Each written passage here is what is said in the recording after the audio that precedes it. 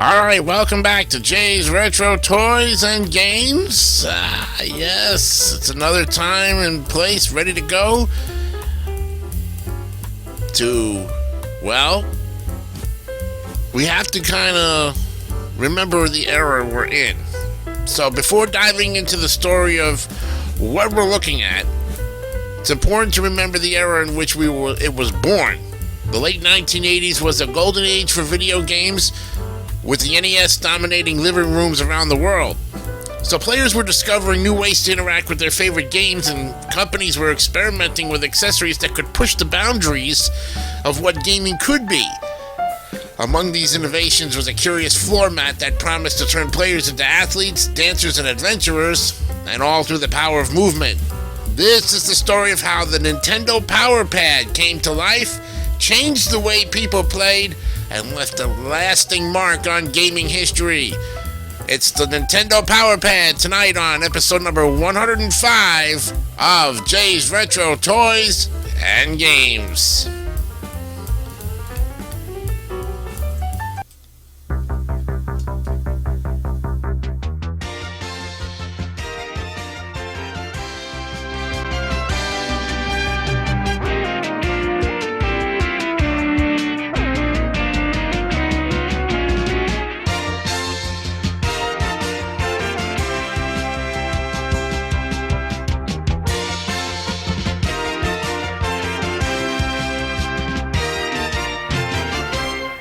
I'm your host, Jason DeCanio. Welcome to this edition of Jay's Retro Toys and Games on this Tuesday, March 10th, 2026.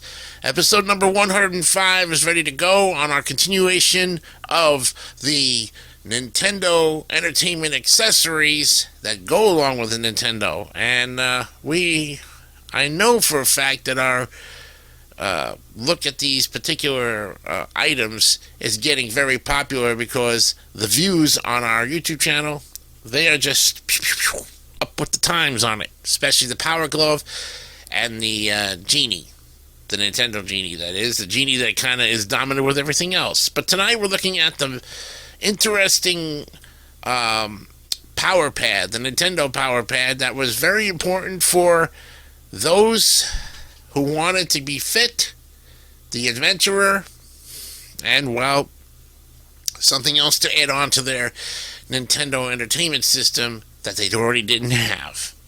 So, in the mid-1980s, as video games were rapidly evolving from simple arcade experiences into complex home entertainment systems, a new idea began to take shape in Japan. Bandai, company known for its innovative approach to toys and electronics, developed a unique accessory for the Famicom called the Family Trainer. Released in 1986, this device was a soft vinyl mat embedded with pressure-sensitive sensors that could detect a player's physical movements. The concept was groundbreaking for its time. Rather than pressing buttons on a controller, players would use their feet to interact with the game. The Family Trainer encouraged physical activity, coordination, and fun, blending exercise with entertainment in a way that had never been seen before. Nintendo, always on the lookout for creative ways to expand the gaming experience, saw the potential in Bandai's invention. Recognizing that the Western market was ready for something new and exciting, Nintendo partnered with Bandai to bring the accessory to North America. In 1988, the Family Trainer was rebranded as the Nintendo Power Pad, marking the beginning of a new era in interactive gaming. The Power Pad was a marvel of simplicity and creativity.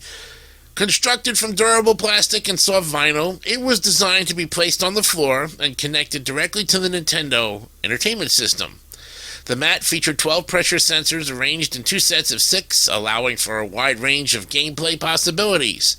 The Power Pad had two sides, Side A, which displayed 8 numbered circles for basic games, and Side B, which featured 12 circles for more advanced challenges. Players interacted with the Power Pad by stepping, running, or jumping on the sensors, translating their physical movements into on-screen actions.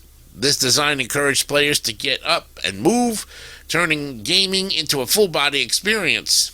It was a bold departure from the sedentary sedentary nature of most video games of the time. The Power Pad's design was both intuitive and durable, capable of withstanding the energetic movements of children and adults alike. It was a product that embodied Nintendo's philosophy of making gaming accessible, active, and fun for everyone. The Power Pad's success depended heavily on the games that had supported it, and Nintendo made sure to release titles that showcased its unique capabilities. One of the earliest and most popular games was World Class Track Meet, a collection of Olympic-style events that included sprints, long jumps, and hurdles. Players competed by running in place on the mat, testing their speed and endurance in a way that felt both competitive and exhilarating. Another notable title was Athletic World, a family-friendly game that introduced players to the Power Pad's mechanics through obstacle courses and rhythm-based challenges. It was designed to be accessible to players of all ages, emphasizing fun and movement over competition. Then came Dance Aerobics, a rhythm and exercise game that combined music with aerobic routines, encouraging players to follow on-screen prompts in time with the beat. This title was ahead of its time, foreshadowing the rhythm-based dance games that would dominate arcades and living rooms in the late 90s and early 2000s. And although the Power Pad's library was relatively small, each game demonstrated the accessory's potential to transform gaming into a physically engaging experience. When the Power Pad hit the store shelves in 1988, it was met with a mixture of excitement and skepticism. Many players were intrigued by the novelty of a game that required physical movement, while others were unsure about its practicality. Critics praised the Power Pad for its creativity and innovation, noting that it offered a fresh take on interactive entertainment. However, some reviewers pointed out its limitations, such as the small number of compatible games and the physical effort required to play for extended periods. Despite these mixed reviews, the Power Pad found a loyal audience among families and fitness enthusiasts who appreciated its active gameplay. Nintendo often bundled the accessory with World Class Track Meet and Super Mario Bros. / Duck Hunt in a special 3-in-1 cartridge, making it an attractive package for new NES owners. And while the Power Pad never achieved the commercial success of other peripherals like the Zapper or the NES Advantage, it carved out a unique place in gaming history as one of the first devices to merge exercise and entertainment. Although the Power Pad's popularity waned by the early 90s, its influence on the gaming industry was profound. The concept of using physical movement as a form of game control would resurface years later in various forms. In 1998, Dance Dance Revolution took the world by storm, using a similar floor mat interface to create a rhythm-based dance experience that captivated players in arcades and at home. Nintendo itself revisited the idea of active gaming with the release of the Wii in 2006, which introduced motion controls through the Wii Remote and later expanded into fitness with the Wii Balance Board. Decades after the Power Pad's debut, Nintendo continued to refine the concept with Ring Fit Adventure in 2019, blending exercise with adventure gameplay in a way that echoed the spirit of the original accessory. The Power Pad can be seen as the ancestor of all these innovations, a pioneering step toward the motion-based gaming experiences that are now commonplace. And today, the Nintendo Power Pad holds a special place in the hearts of retro gaming enthusiasts and collectors. Its distinctive design, nostalgic charm, and historical significance make it a prized item among those who appreciate the golden age of the NES. Complete sets that include the original box, instruction manual, and compatible games are highly sought after, often displayed as centerpieces in vintage gaming collections. And beyond its collectible value, the Power Pad represents a moment in time when Nintendo dared to experiment with the boundaries of what gaming could be. It was a product that encouraged movement, laughter, and family interaction, and values that continue to define Nintendo's approach to gaming today. The Power Pad's legacy is not measured by its sales figures, but by its lasting influence on how players interact with games and how developers think about the relationship between technology and the human body. The Nintendo Power Pad was more than just a quirky accessory. It was a bold experiment that redefined the possibilities of interactive entertainment.